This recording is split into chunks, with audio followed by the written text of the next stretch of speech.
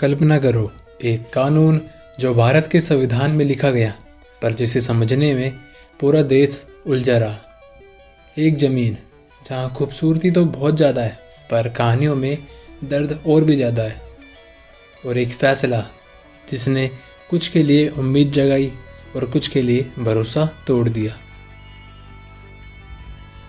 मैं आज आपसे वोट मांग रहा हूँ, न किसी पार्टी का पक्ष ले रहा हूँ। आज हम बस एक सवाल समझने आए हैं। आर्टिकल 370 था क्या? ये आया क्यों? और जब हटा तो कश्मीर ने क्या खोया और भारत ने क्या पाया? 1947 भारत आज़ाद हुआ, पर इस आज़ादी के साथ आई सबसे बड़ी ट्रेजिडी, पार्टीशन। लाखों लोग मरे, करोड़ों लोग अपना घर छोड़ने में मजबूर हुए। उस वक्त भारत में 561 प्रिंसली स्टेट्स थे। हर राज्य के पास चॉइस थी, इंडिया या पाकिस्तान। पर जम्मू एंड कश्मीर अलग था। यहाँ मेजॉरिटी मुस्लिम की थी और रूलर हिंदू था, महाराजा हरी सिंह। महाराजा चाहते थे कश्मीर इंडिपेंडेंट रहे, पर हिस्ट्री का एक रूल होता है, जो लोग डिसीज़न डिले करते हैं उनके लिए डिसीज़न कोई और ले लेता है। अक्टूबर 1947 पाकिस्तान की तरफ से काबिली हमलावर कश्मीर में घुसे। गांव जले, लूट हुई और कश्मीर हाथ से फिसलने लगा। महाराजा हरी सिंह के पास अब कोई ऑप्शन नहीं बचा था। उन्होंने इंडिया से मदद मांगी।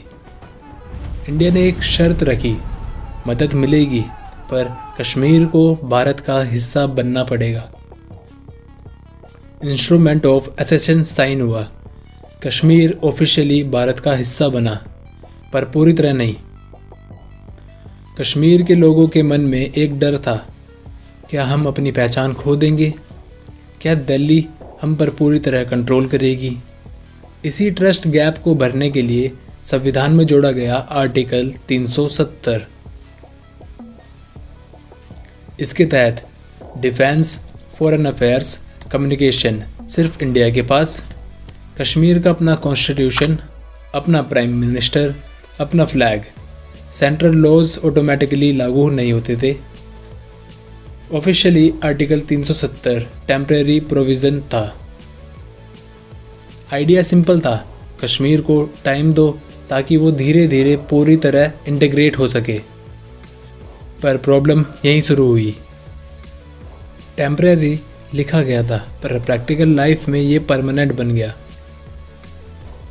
समय के साथ आर्टिकल 370 सिर्फ कानून नहीं रहा, ये पावर का सेंटर बन गया। लोकल पॉलिटिक्स स्ट्रॉन्ग होती गई, पर सिस्टम वीक होता चला गया।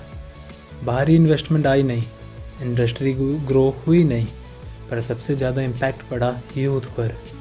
जब सपने होते हैं पर रास्ते बंद हो जाते हैं तो फ्रस्ट्रेशन पैदा होती है, और फ्रस्ट्रेशन कभी कभी गुस्से में बदल जाती है।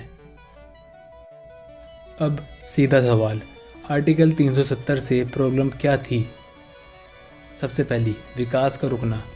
लैंड्स, लॉज और रेस्ट्रिक्शन के कारण प्राइवेट इन्वेस्टमेंट नहीं आई, फैक्ट्रीज कम लगी, नौकरियां और कम हो गई। दूसरा, यूथ डिस्कनेक्शन। जब फ्यूचर अनक्लियर हो तो कोई ना कोई गलत नैरेटिव यूथ को पकड़ ही लेता है। तीसरा, करप्शन। पावर कुछ हाथों में सिमट गई, अकाउंटेबिलिटी कम होती चली गई। चौथा, वुमेन एंड SC/ST राइट्स। जो राइट्स देश के बाकी हिस्सों में बेसिक थे, कश्मीर में उनके लिए स्पेशल परमिशन चाहिए होती थी। पांचवा, कश्मीरी पंडित एक्सोडस। 1990 में हज़ारों लोग अपना घर छोड़कर भागे, सिस्टम उन्हें बचा नहीं पाया। ये सिर्फ एक ट्रेजेडी नहीं, ये एक गवर्नमेंट की फेलियर भी थी। Psychological distance. Kashmir physically India का हिस्सा था, पर इमोशनली दूर होता गया। 5 अगस्त 2019 एक फ़ैसला जो रातों रात में इतिहास बन गया। आर्टिकल 370 हटा दिया गया। किसी के लिए ये लिबरेशन था, किसी के लिए ये बेट्रेयल। इंटरनेट बंद, सिक्योरिटी टाइट और पूरा देश डिवाइडेड। ये सिर्फ कानून का फैसला नहीं था, ये ट्रस्ट का टेस्ट था।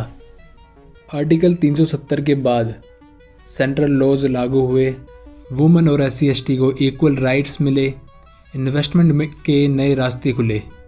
पर सच ये भी है, ट्रस्ट एक नोटिफिकेशन से नहीं बनता, दर्द एक स्पीच से नहीं मिलता, और डेवलपमेंट सिर्फ रोड्स और बिल्डिंग बनाने से नहीं होती। असली काम अब शुरू हुआ है।